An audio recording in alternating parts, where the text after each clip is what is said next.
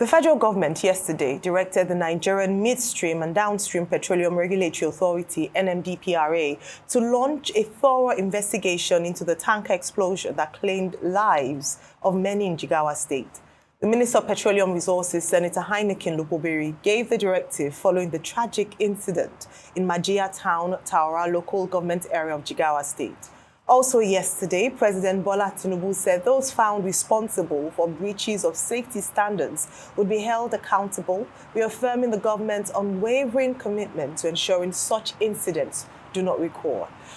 The victims of a tanker explosion in Jigawa State have been given a mass burial close to the scene of the blast. More than 140 people have now been confirmed dead, with 89 others in hospital for treatment. Arise correspondent Ayo Adenaye reports.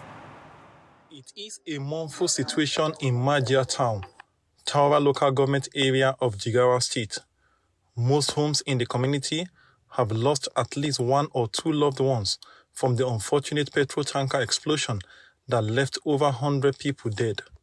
Sympathizers have continued to visit the families of the victims. My late son has been very good to me. He always gives me anything I request for. It is a great loss to us, but we take comfort in God. The tanker explosion led to the death of our children, family members, and friends. We take it as something that has already been destined by God. Spokesperson of the community speaks to Arise News on the unfortunate incident, blamed largely on the people who went to scoop petrol after the tanker fell off. What really happened is that around 11 p.m. on Tuesday, the petrol tanker was coming from Kano, and suddenly the tanker fell down and the petrol started pouring out. When the people saw this, they rushed there and started fetching the petrol.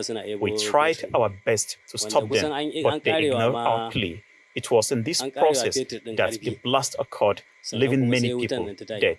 Right behind me here is what remains of the petrol tanker that fell off at Majia in Taura local government area of Jigawa State. This incident happened earlier this morning, and from what we have gathered, even from the police, about 94 persons have been confirmed dead, with over 50 people hospitalized and placed in various hospitals in Ringim, in Gumel, and some are even taken down to Kano State. And from the people of the community also confirmed to us, based on the figures they also gave to us, they told us about 100 people have been confirmed dead in this particular incident that happened here. The chairman of the local government, Shuaibu Hambali, said about 147 persons died from the incident. We have the loss of 147 people right now. We have almost 89 in the hospital. They are hospitalized. Right now, I'm receiving a call that 3 of them died. We buried almost 147 people right now. A lot of sensitization has been going on in Nigeria that people should avoid rushing into an accident vehicle like that. A big a tanker that is carrying petrol to be scooping oil. So there is a lot of sensitization about that, but people refuse to heed to advice. Some survivors of the unfortunate incident are currently receiving treatment at various hospitals in the state, while those with critical conditions have been referred to the Aminu Kano Teaching Hospital in Kano State. Actually, around 3:30 a.m. today, early morning, they brought about 16 victims. Then I think among the 16, almost 12 of them were critical in condition, because some they even start developing acute kidney injury, because some they are not passing stool. One, the urine was bloody like Coca-Cola in shape. So then later in the early morning, they brought about 13, now about 3, which altogether making 19. Then among these 19, I think we refer 16 to Aminu Kano Teaching Hospital. The state government has already assured all the survivors of the explosion of adequate care. Ayo Adinaye, Arise News, Jigawa. Yesterday, we took this as breaking story, and now we have updates on that very sad, tragic story. Still counting 147 lives perished. Ufa, your take on this story? I mean, what else is there to say? Ayo Adinaye did a very extensive report on it. Now we know what happened. People were scooping fuel And I think we've constantly said it, that please, when you see any tanker laden and it's fallen, please do not go scoop fill there. I think we need to do more as regards driving sensitization. I am not going to be part of those that will say, oh, because the economy is bad, people had to make brisk business. No, they're dead now. Because I have a real experience of this. When JC happened, there are many lives that have never recovered from the JC incident. About 2 years ago, I did a documentary on the rise for that JC incident. I think about 2 years ago, maybe over 20 years, there were about 2 to 3 or 4 years ago, maybe over 20 years, that JC incident happened. And the truth has to be said, people have not recovered from it.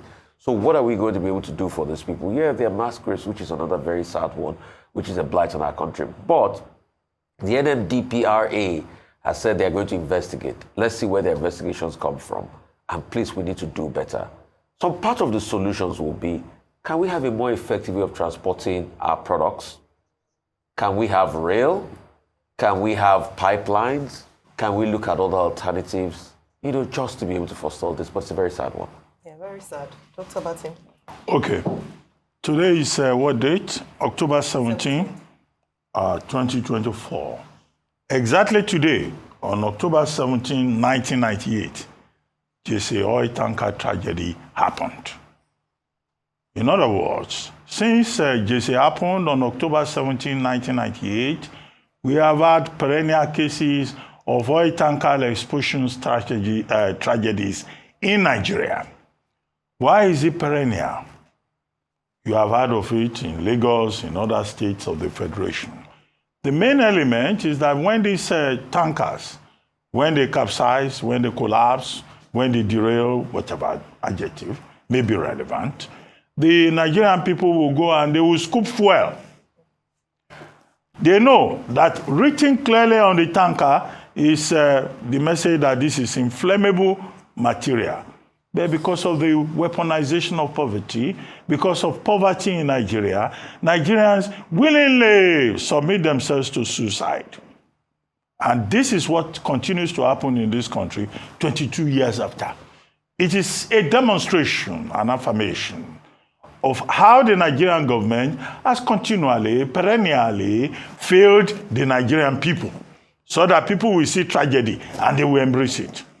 This is not to say, however, that this commentator is endorsing the fact that part of the narrative has been that there has been a tendency in Nigeria to blame the victim. These people who are victims, they act out of desperation. They are looking for a way out of the poverty trap.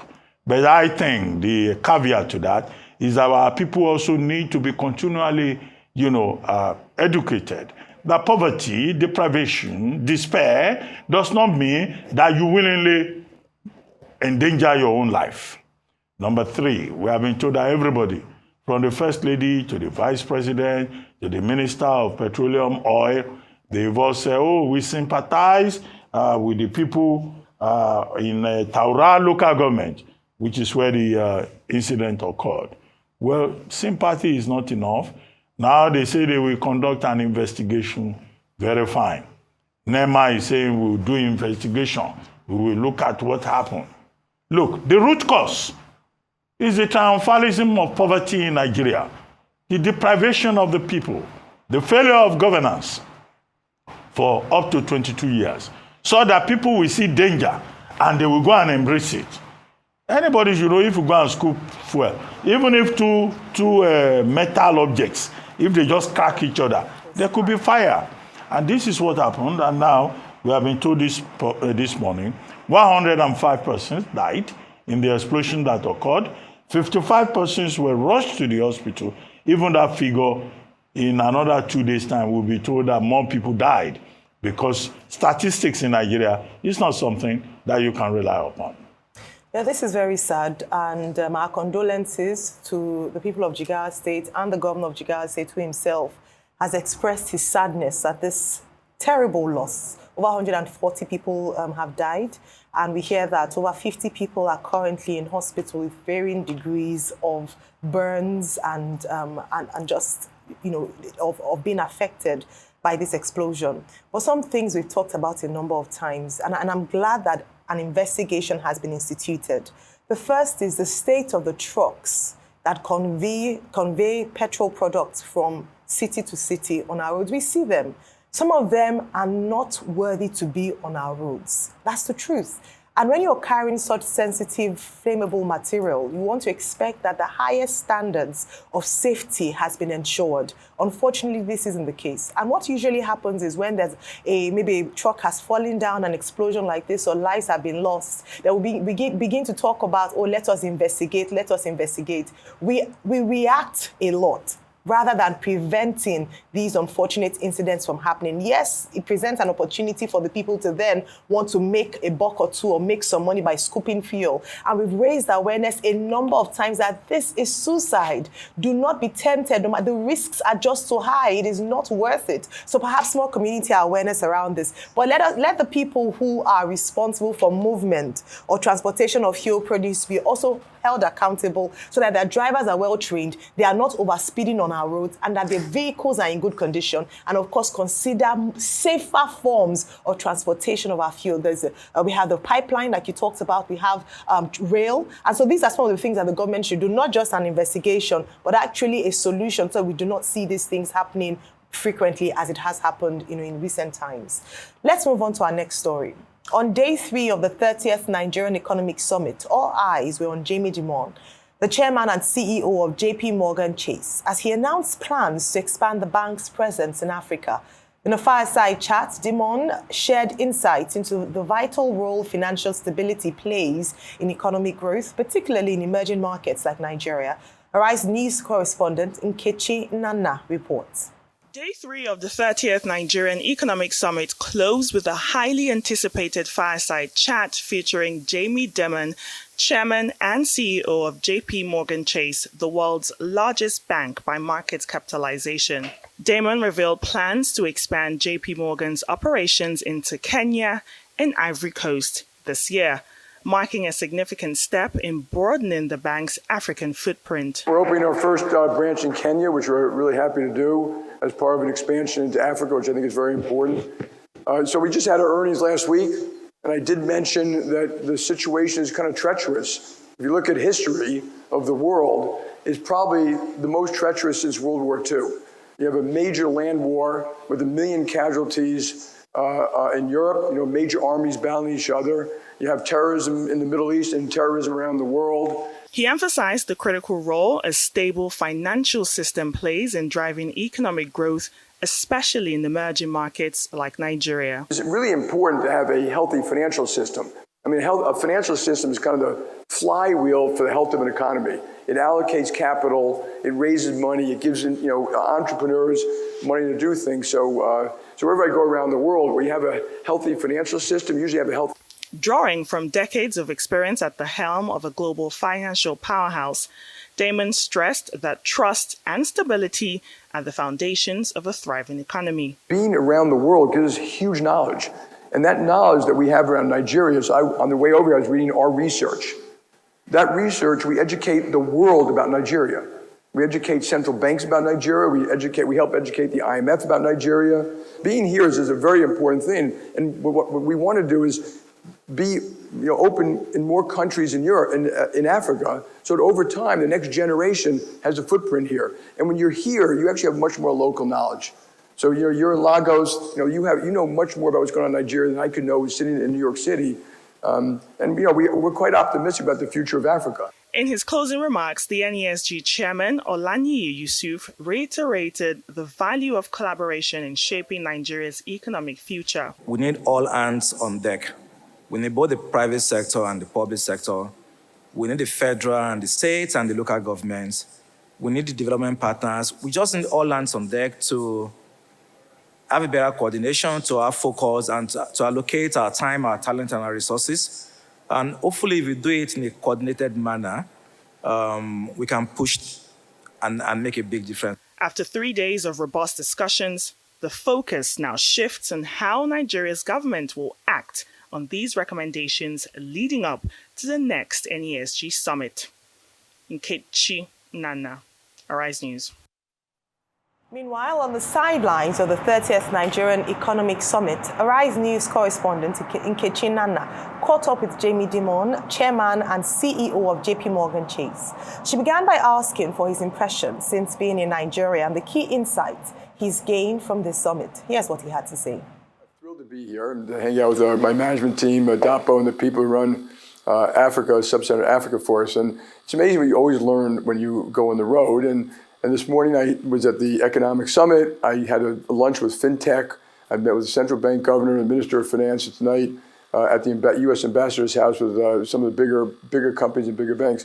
And here's what I learned. They've made some very tough decisions, which is hard, but they will create growth in the future. Stable, more stability, more growth. Very smart at what they've done. Very smart to get the oil company with a kind of a professional board, and I hope you take it public so it's got real transparency and real standards.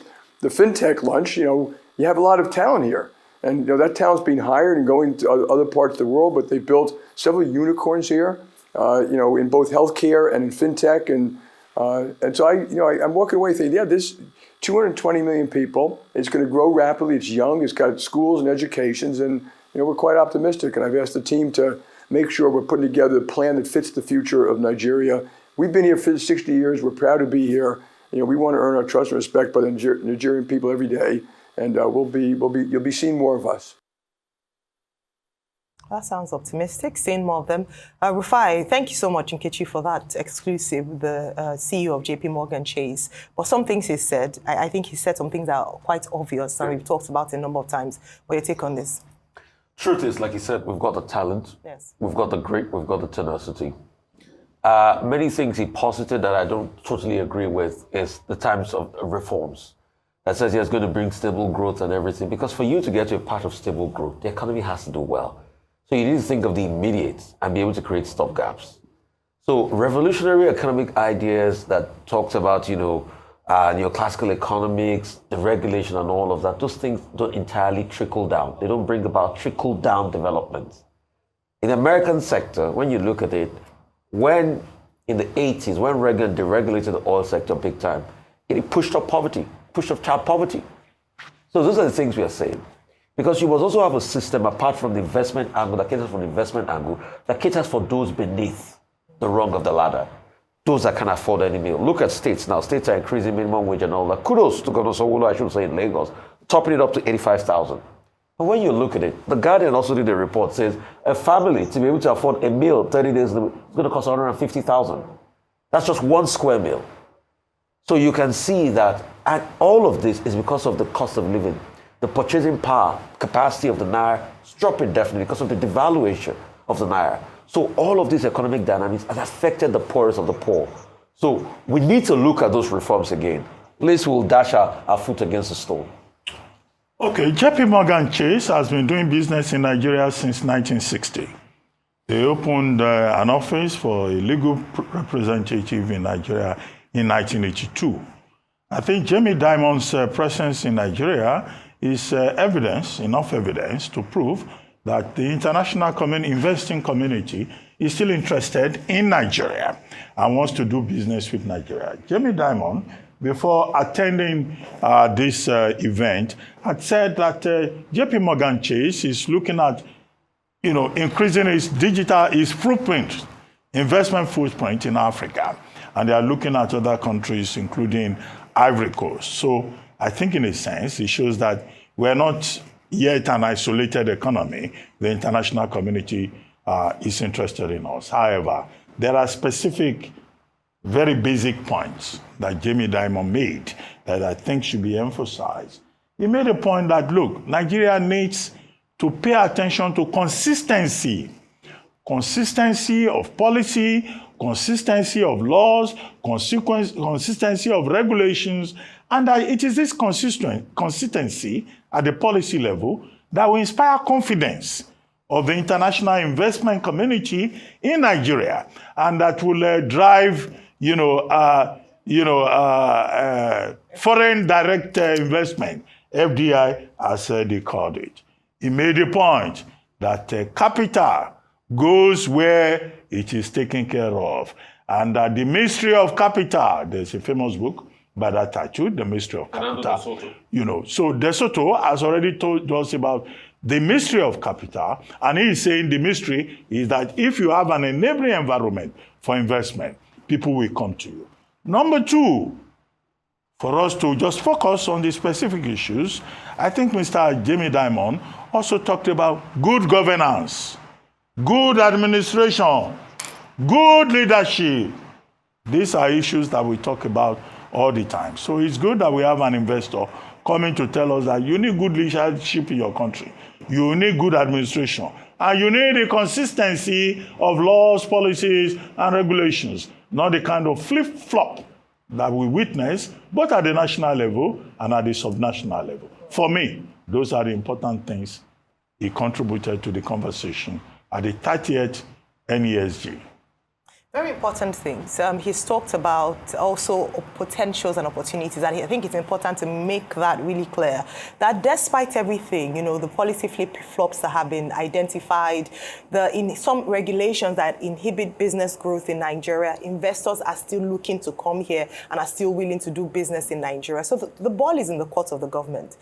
Nigeria is an attractive investment destination.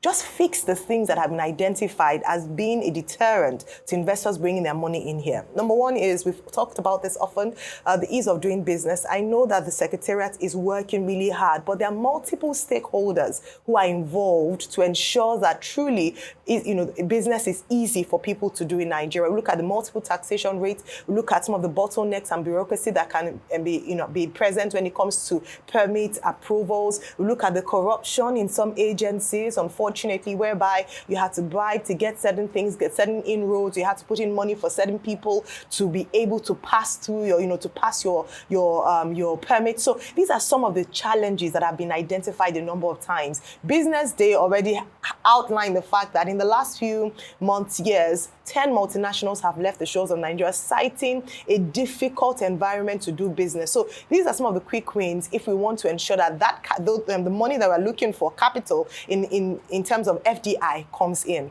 The other part, of course, is regulations. Regulations that actually support businesses rather than inhibit businesses. I've been talking about taxes a lot of times, particularly the work that Mr. Taiwo Oyedele is doing with the Joint Tax Committee and the recommendations.